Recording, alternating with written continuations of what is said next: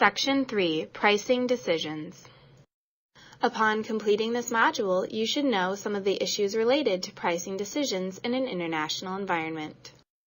Of the 4 P's, pricing is the only one that actually generates revenue for the company. Placement, promotion, and product all require various degrees of investment and thus are costs. Therefore, this element of the marketing mix carries a different degree of importance. In addition, pricing internationally can be much more complicated than pricing domestically. Some of the factors that contribute to this are government influence, different currencies, and additional costs related to factors such as logistics and tariffs. We will examine product pricing differences between domestic and export markets in the following topics: export pricing, foreign market pricing, price coordination, and transfer pricing.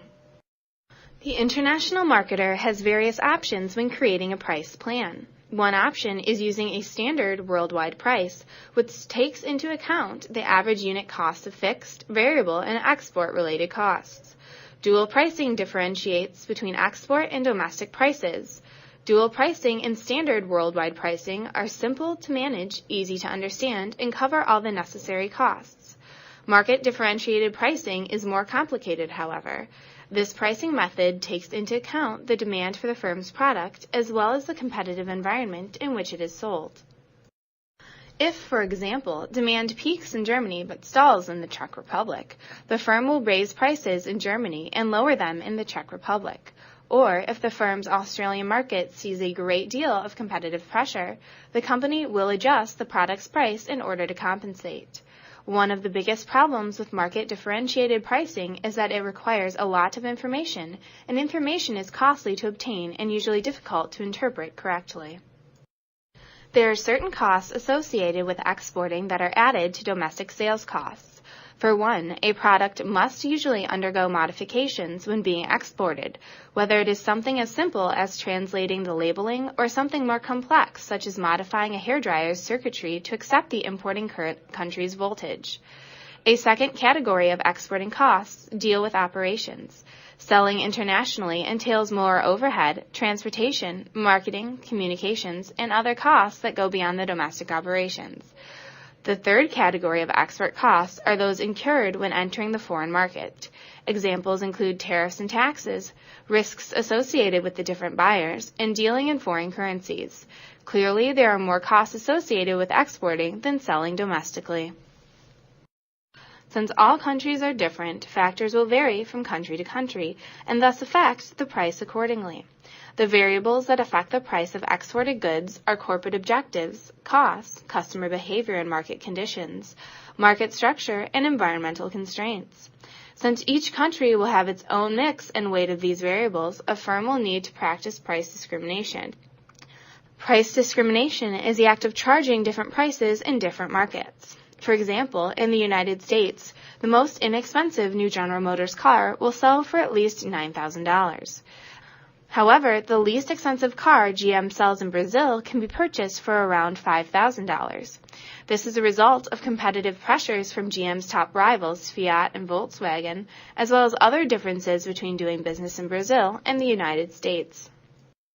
Naturally, customers will always want to pay the lowest possible price for the good or service which they are seeking. Therefore, a firm must take this into account when exporting to international markets, especially those that are geographically close to each other. The European Union is a perfect example to illustrate this point, especially with the introduction of the euro. Since a number of countries are located relatively close to each other, customers can more readily travel across borders to obtain a product if the price is cheaper. In general, the practice of traveling across borders to take advantage of cheaper prices occurs when price differences are about 20% or higher.